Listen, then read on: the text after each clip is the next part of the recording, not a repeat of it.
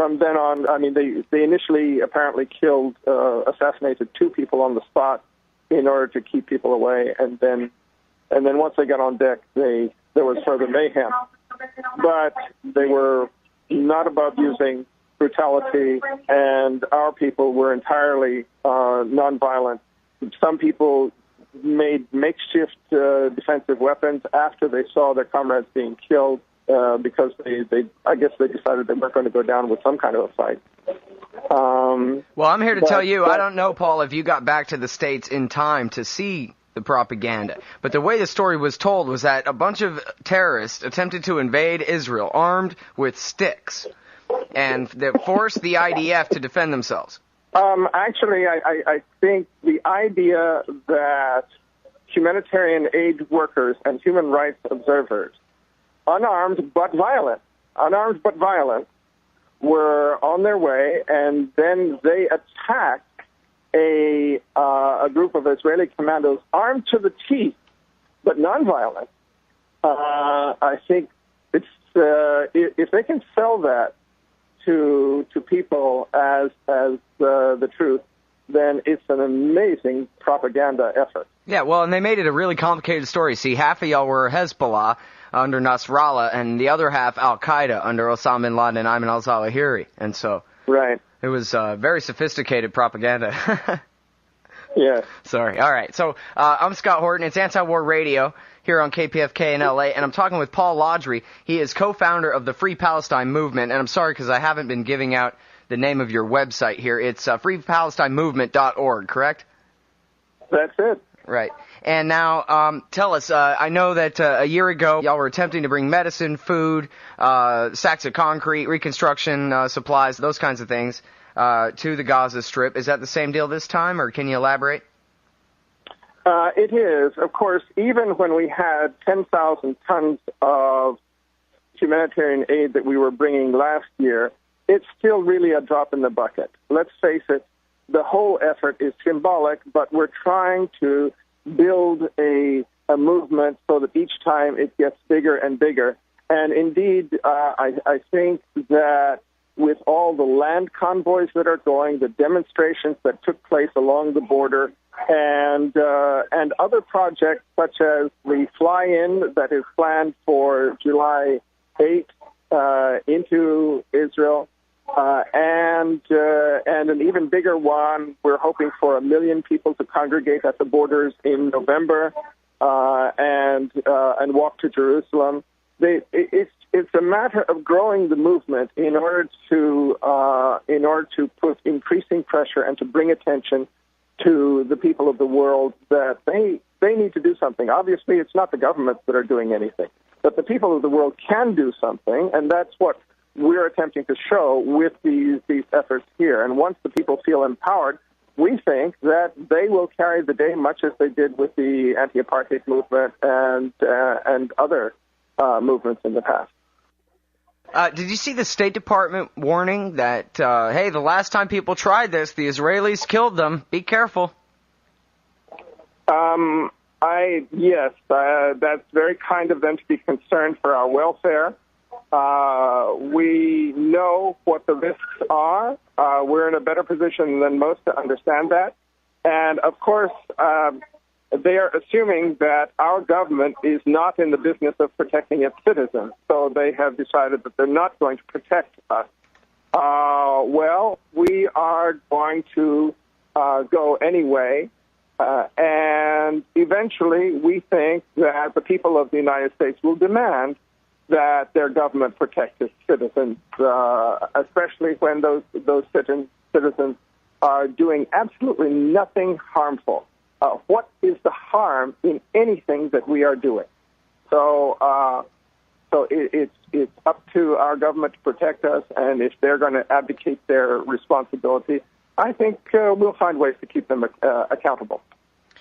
Yeah, I mean, it really is amazing to me that they would just state as a matter of fact like that. By the way, there's no way in the world that we'll do anything to protect you from the Israeli government. So you're taking your life into your own hands. That's the subtext of the whole thing. Well, they're playing to their true constituency. instead of their constituency being the American people, it's the Israeli government, the Israeli regime. It's not even the Israeli people. So we know who they work for.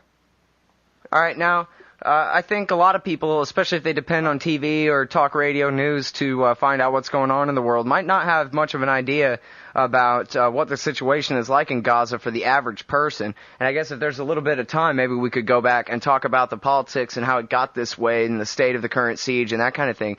But really, I was hoping at this point you could help get across to people exactly what is the situation in Gaza? What does it mean, this siege?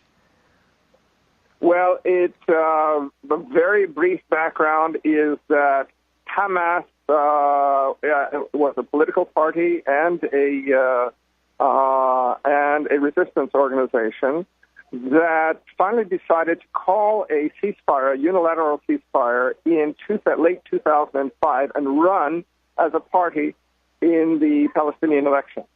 And in January of 2006, they won those elections. So they found themselves in power because the other governments had been ineffectual and there had been a lot of corruption. So after they went into power, instead of recognizing a very democratic process which put them into power and respecting the decision of the Palestinian people, the Israeli government and the American government and the European governments also to a large extent cut off all aid and relations to this new government. In the following year, Hamas, in a sense, made allowance for that by saying, never mind, we won, but let's share power. Let's bring in all the parties that ran for power, and they shared power with Fatah and other parties in, I think it was January of 2007. But this was an accord put together in Saudi Arabia. But still, the U.S. and the West and Israel refused to deal with the government, even though there were the representatives of that government, many of them were from the Fatah party, who recognized Israel. And Hamas pledged to accept the will of the American people and the consensus of their government in doing this. It wasn't good enough. The Israelis and the Americans decided that Hamas had to go, and so they provided arms to basically some thugs. Hamad Dahlan, who works with the Fatah party, was provided with these arms, and they attempted a coup in Gaza over the Hamas government.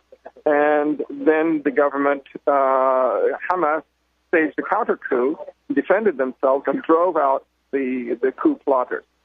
That's when Israel slammed shut the borders of Gaza and cut off essentially all traffic, even for a long time, humanitarian aid. But there are, to this day, no imports or exports to support any kind of economy in Gaza. The economy has essentially ground to a halt. And, of course, we know that in late 2008, early 2009, they invaded Gaza, and the outcome of that was more than 1,400 Palestinian deaths and 13 Israeli deaths, 4 of whom were friendly fire. There were no battles at all that took place during that invasion. It was simply laying waste to Gaza and destroying or damaging fully 10% of all the buildings in Gaza. So what you have is a giant concentration camp or prison where the Palestinians in Gaza are made to fend for themselves. And the policy of the Israeli government has been to as Dov Weissglass, the advisor to the prime minister, said, put Palestinians on a diet. In other words, not to make them die, but to make them really suffer from, to be in misery from lack of a lot of things that people normally are able to live with. Well, and that's the real point right there, is that they tell, the Washington Post, the New York Times, tell us all day that this is just about keeping arms out. Netanyahu and the government over there claim this is about keeping arms out of the hands of the Gazans. But as you say, Dov Weissglass talked about keeping the people of Gaza on a diet, and then the WikiLeaks have a State Department flunky reporting back to D.C. the exact same kind of language, that the Israelis say their goal is to keep the people of Gaza hungry but not starving. Never mind how criminal that is under various, national and international laws. It's the height of immorality, and it just goes to show that they don't mean what they say when they pretend that this is simply a security concern here. This is exactly. It's like Madeleine Albright admitting that her policy was to strangle the civilian population of Iraq in order to get them to turn against Saddam Hussein. Right. That's right. Yeah, there's an interesting story here. First of all, the Israelis are saying that international law is on their side, that they have the right to maintain this blockade. Actually, what international law says is that they have the right to block armament, as you say, weapons from going in, and they do not have the right to block anything else from going in. So we are actually assisting Israel in assuring that weapons do not go in, because we are fully inspected by the countries from which we originate to assure that there are no weapons on board. Believe me, the last thing we want is for anyone to discover weapons on board our ships. And so we go to great lengths to make sure that's the case. And on the first voyage into Gaza, when Israel did not, in fact, stop our boat, although they tried in many ways to prevent us from going in the first place, when we finally got in, the spokesperson for the Israeli government, Arya Mekel, was asked, "Why didn't you stop them?" And he said, "Well, these people are troublemakers. If we stop them, it's a big story, and that's exactly what they want. And besides, we knew that they did not have anything dangerous on board." How did we know? Because the Cypriot government inspected them before leaving, and we know and trust the Cypriot authorities. Well, that is what we've done every single time, not only the Cypriot authorities, other authorities. But they said, their own government spokesperson said that we fulfilled their security requirements. So what more do they want? Well, I got bad news for you. We're in the past, in the case of the USS Liberty, Rachel Corrie, Furkan Dogan, the American citizen who was killed a year ago in the Mavi Marmara raid. Those were all kind of carte blanche, permission, impunity after the fact, accessory after the fact type behavior on the part of the Johnson and Bush and Obama administrations. But now, just in from MondoWeiss.net here, Paul, bad news for you. Hillary gives Israel green light to defend itself from flotilla. Quote, "And we think that it's not helpful for there to be flotillas that try to provoke actions by entering into Israeli waters and creating a situation in which the Israelis have the right to defend themselves," Clinton said. The American Secretary of State just gave the green light to the government of Israel to kill you, Paul.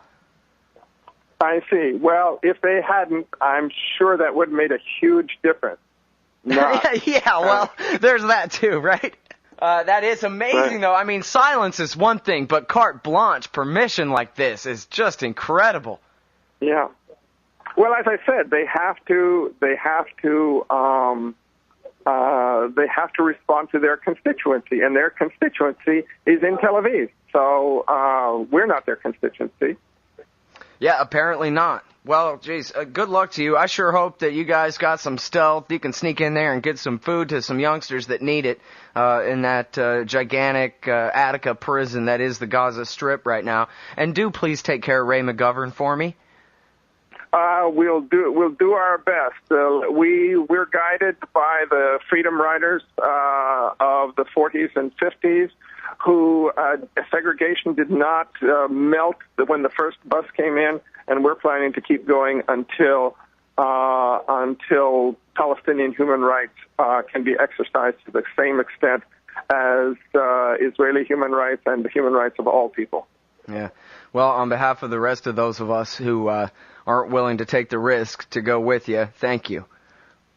Okay, thank you, Scott. All right, everybody. That is Paul Laudry. He is co-founder